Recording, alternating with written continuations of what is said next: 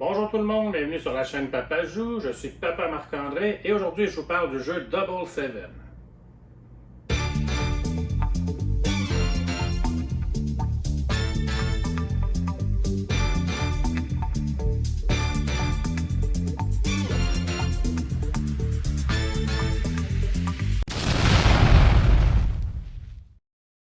Alors, Double Seven est un jeu pour 2 à 4 joueurs de 8 ans et plus pour des parties d'environ une vingtaine de minutes.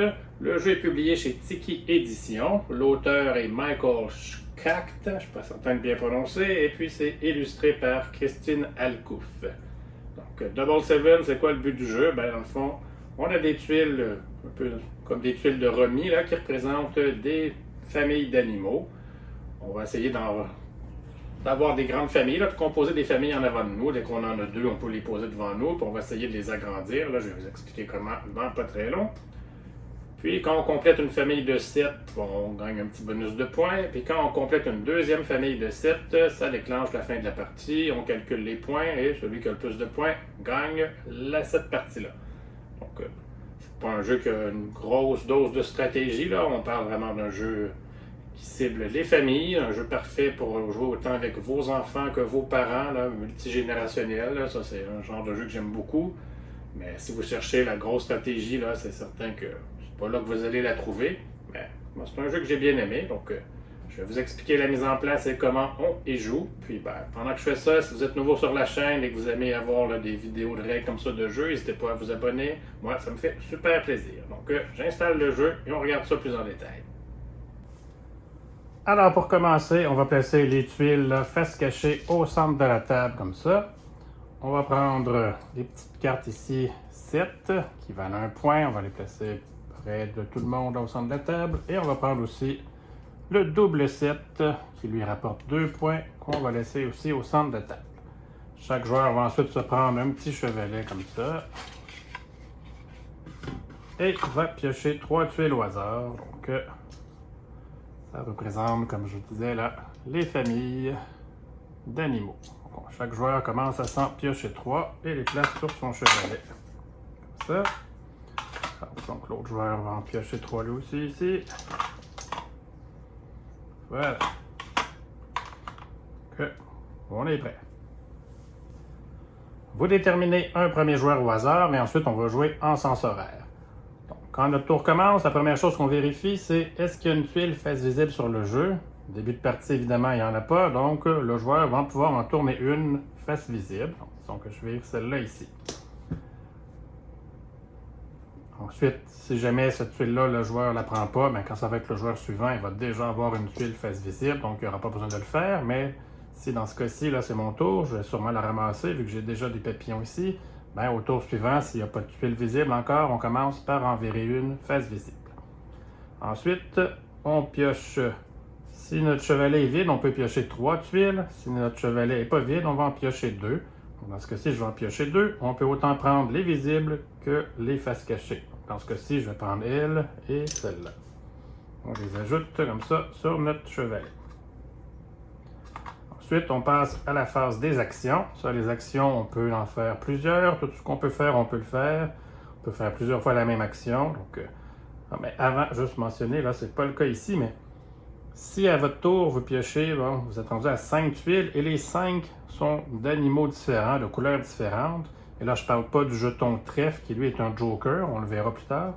Mais si vous avez 5 animaux différents après avoir pioché, vous pouvez dire arc-en-ciel.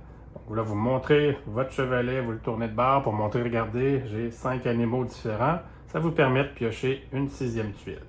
C'est une seule fois par tour, là, à ce moment-là, que vous pouvez faire ça après avoir pioché. Et là, dans le cas qui nous concerne, je n'ai pas 5 animaux différents, donc je ne peux pas dire arc-en-ciel, donc je vais passer à mes actions. Première action qu'un joueur peut faire, c'est de poser une famille. Donc, dès qu'on a 2 animaux identiques, on peut les placer devant soi pour commencer une famille. Donc, dans ce cas-ci, je pourrais placer les 2 grenouilles avec les 2 papillons. J'aurai déjà 2 familles de commencer. Première action, c'est celle-là. Mettons qu'on passe au joueur suivant. Il n'y a pas de tuile face visible, il va en virer une. Puis il va en prendre 2. Donc il décide de prendre ces 2-là. tour, il ne peut pas dire arc-en-ciel, mais il peut placer 2 tuiles comme ça. Et là, ça nous amène à la deuxième action qu'on peut faire, un échange de famille. Donc, ici, j'ai 2 de cette famille-là, 2 oiseaux, et j'ai un papillon ici dans mon jeu. Le joueur adverse a 2 papillons, alors je peux lui envoyer mes 2 oiseaux pour prendre ces 2 papillons. Et l'autre joueur n'a pas le choix d'accepter. C'est un échange à sens unique, donc, comme ça. Évidemment, là, je le fais parce que j'ai un papillon ici que je vais pouvoir ajouter. Parce qu'on échange une famille du même nombre pour une famille du même nombre. Donc, si je n'avais pas de papillon à rajouter, puis que là, ça revient au joueur suivant, ben, il pourrait décider de reprendre ses papillons, tout simplement. Et là, dans ce cas-ci, j'avais pigé un papillon de plus, donc je l'ajoute. Donc, à moins que lui, il se rende à 3 sur une de ses familles, il ne pourra pas me revoler les papillons ensuite. Donc là, ça, c'est une autre action que vous pouvez faire, c'est d'échanger une famille avec une autre famille de nombre égal. Une autre action que vous pouvez faire, ben, c'est d'agrandir vos propres familles. Donc là, ça tombe bien. Disons que j'avais pigé ces deux-là, puis que j'avais mis celle-là face visible. Alors à mon tour, j'ai pigé un autre oiseau. Ben, je peux choisir d'agrandir la famille que j'ai devant moi, comme ça, pour l'amener à 3. Puis je pourrais même, vu que j'ai 2 signes ici, les jouer aussi. Comme ça, à mon tour, je vais pouvoir repiger 3 tuiles au lieu de 2, vu que mon chevalet est vide. Donc, agrandir ses propres familles, c'est une autre action possible. Ensuite, je vous parlais de la tuile Joker tantôt. Là. Bon, on va essayer d'en trouver une. Là. On va tirer des tuiles. Donc, ben voilà, ça n'a pas été trop long. Il y en a 2 Jokers, si je ne me trompe pas. Donc, dans mon cas, disons que j'avais placé en plus un Joker ici avec mon signe. Rendu au joueur suivant, il y a un signe dans son jeu. Ben, il peut venir le mettre ici pour prendre le trèfle et l'ajouter à son chevalet. Il n'est même pas obligé de le poser immédiatement là, sur un autre, dans une autre famille. Il fait juste le prendre et le garder. Donc, ça, c'est une autre action. Également, une fois par tour, on va prendre ces deux-là. Vous pouvez prendre 2 tuiles que vous allez placer face visible. Donc, ils vont être disponibles pour les autres joueurs. En échange, vous en pigez une autre. Donc ça, une fois par tour, là, vous avez cette option-là d'échange, de mettre face visible 2 de vos tuiles de votre chevalet pour en piger une face cachée. Une seule fois par tour. À noter qu'une fois qu'une famille est posée, elle ne peut pas se faire diviser ni se faire rassembler avec une famille identique. Donc, je donne un exemple. Là, ici, le joueur a 4 papillons. Je ne pourrais pas donner 2 grenouilles pour prendre 2 papillons. On ne peut pas séparer ça. Même chose que si ce joueur-là avait posé 2 papillons, et lui aussi, je peux aller chercher les 2 papillons en donnant mes 2 grenouilles à l'autre joueur, mais je ne pourrais pas les ajouter pour agrandir la famille. Ça va rester 2 familles de 2 papillons. Donc, on ne peut pas les assembler ensemble. C'est vraiment en les agrandissant nous-mêmes que notre famille va s'agrandir et éventuellement atteindre la taille de 7. Quand un joueur réussit à atteindre une taille de 7 avec une famille, on va essayer de chercher là pour compléter 5. Les papillons sont cachés. 6. On va y arriver. Peut-être pas. Bon. 7. J'ai agrandi mes papillons jusqu'à 7. Je prends une tuile comme ça qui me donne un point. Et le premier joueur qui va compléter une deuxième famille de 7 va prendre le double 7 qui, elle, va rapporter 2 points. Donc, on fait comme ça nos actions à tour de rôle. Quand notre chevalet est vide, évidemment, ben, notre tour est fini. Sinon, ben, on dit pause si on ne peut plus jouer ou si on ne peut plus rien ajouter, on dit pause. Et ça vient au joueur suivant. À noter par contre que si vous avez 6 tuiles sur votre chevalet, à la fin de votre tour, vous allez devoir en défausser une au milieu du jeu. En fait, elle va même être littéralement là, sortie du jeu. Vous ne pourrez plus la prendre. Je ne sais plus si c'était elle, mais vous ne pourrez plus la prendre pour cette partie-là. Donc, quand vous êtes à 6 tuiles ou plus, on en défausse une de la partie. Et même si vous étiez à 7, donc disons que vous commenciez votre tour à 5, vous en pigez 2 autres, Puis, ben, même si vous pouvez jouer des familles, mais ça ne vous tente pas pour X raisons, ben, on va quand même défausser juste une tuile. On ne va pas se ramener à 5. C'est juste dès que vous en avez 6 ou plus, vous devez en défausser une à la fin de votre tour de la partie.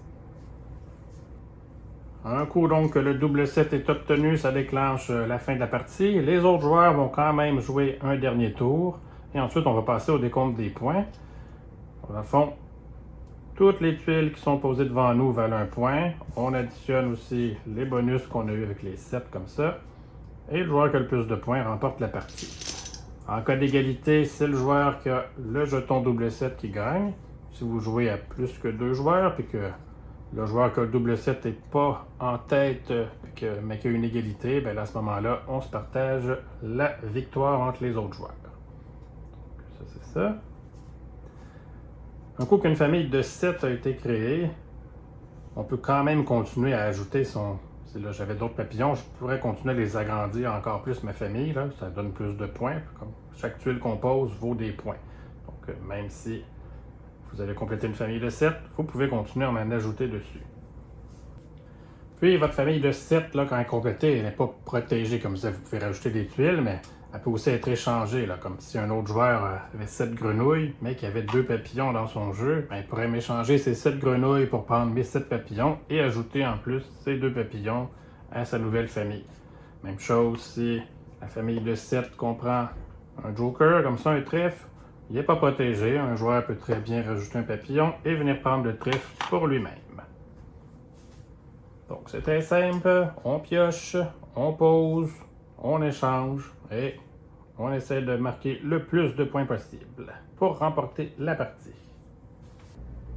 Donc voilà, vous savez tout sur Double 7, un petit jeu familial que j'apprécie bien. Moi je donne une note de 7.5 sur 10. Donc je vous le recommande vraiment, si vous cherchez un jeu là, pour amener quand vous allez en visite chez les grands-parents ou peu importe, là, un jeu à jouer après le souper quand on n'a pas tant de temps que ça, parce que les parties ça dit 20 minutes, là, mais c'est souvent plus rapide que ça qu'on est habitué de jouer. Ça s'explique super vite, puis ben, ça fait changement. C'est un jeu vraiment agréable là, que moi je vous recommande. Donc c'est tout pour moi. Si vous avez aimé la vidéo, n'hésitez pas à vous abonner pour d'autres, pas manquer les prochaines vidéos que je vais faire. Puis sinon, ben, je vous dis merci beaucoup d'avoir écouté. À la prochaine!